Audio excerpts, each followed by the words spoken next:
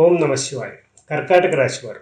కర్కాటక రాశి అంటే పునర్వసు 4 పాదం, పుష్యమి 4 పాదాలు, ఆశ్లేష 4 పాదాలు. ఈ 9 పాదాల్లో జన్మించిన ఈ 3 నక్షత్ర జాతకులే మనకి కర్కాటక రాశి కిందకు వస్తారు. కర్కాటక రాశి అధిపతి చంద్రుడు.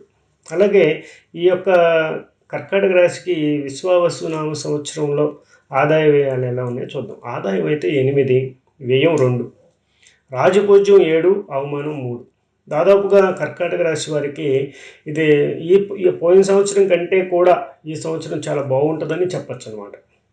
కాబట్టి ఈ సంవత్సరం చాలామంది భయపెడుతున్నారు, కానీ అంత భయపడాల్సిన పని ఉండదు. కానీ మిమ్మల్ని మీరు ఉద్ధరించుకోవడానికి ఇది ఒక సరైన సమయం అనమాట.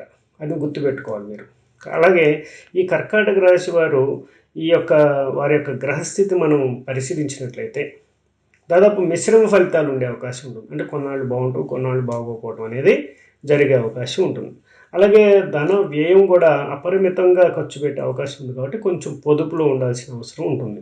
అలాగే వివాహ శుభకార్యాలు జరిగే సమయం మీకు ఆసన్నమైందని చెప్పచ్చు. అదేవిధంగా చూసినట్టయితే మీకు ఓవర్ కాన్ఫిడెన్స్ అనేది కూడా ఎక్కువ ఉండటం వల్ల కూడా కొంత స్వయంకృత అపరాధం వల్ల కూడా కొంత నష్టాన్ని చవిచూసే అవకాశాలు కనిపిస్తూ ఉన్నాయి. అలాగే కర్కాటక రాశి వారికి నూతన ప్రయత్నాలు అలాగే మీరు ఫలిస్తాయి. అలాగే ఆరోగ్యపరంగా కొంత చికాకులు ఉన్నాయి. స్కిన్ డిజార్డర్స్ వచ్చే అవకాశం ఉంటుంది. అలాగే వైరస్ సంబంధించిన సమస్యలు వచ్చే అవకాశం ఉంటుంది. అలాగే మంత్రసిద్ధి కలిగి ఉంటారు మీరు. మంత్రసిద్ధి, శ్రీదేవత ఆరాధన చేయటం వల్ల కూడా మీరు చాలా మంచి ఫలితాలు పొందే అవకాశం ఉంటుంది. అలాగే నూతన వ్యాపారాలు ఏదైనా చేయాలనుకుంటే తప్పకుండా ప్రయత్నం చేయండి. ఈ ఉగాది తర్వాత నుంచి మీరు చాలా మంచి ఫలితాలు పొందే అవకాశం ఉంటుంది. అదేవిధంగా గురుదేవత కానీ మీ కులదేవతను కానీ ఆరాధన చేయటం వల్ల కూడా శుభ ఫలితాలు పొందే అవకాశం ఉంటుంది. అదేవిధంగా మీకు స్థాన చలనము, అలాగే ఉద్యోగ వ్యాపార రీత్యా స్థాన చలనము అనేది కూడా జరిగే అవకాశం ఉంటుంది. ప్రమోషన్స్ కూడా బాగా వచ్చే అవకాశం ఉంటుంది.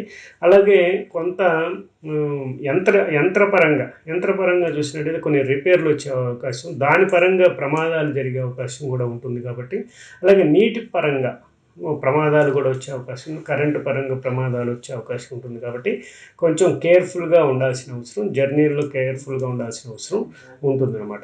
ఓవరాల్గా కర్కాటక రాశి వారికి చాలా వరకు శుభ ఫలితాలే ఉన్నాయి అని చెప్పుకోవచ్చు. చిన్న చిన్న రెమెడీస్ పరంగా చేసుకున్నట్టయితే చాలా మంచి ఫలితాలు వస్తాయి. పౌర్ణమి రోజు చక్కగా మీరు శివాలయానికి వెళ్ళి స్వామివారిని దర్శించి స్వామివారికి చక్కటి కర్పూర హారతిని సమర్పించండి. మంచి ఫలితాలు పొందుతారు. శుభం భవతు మే సదాశివం.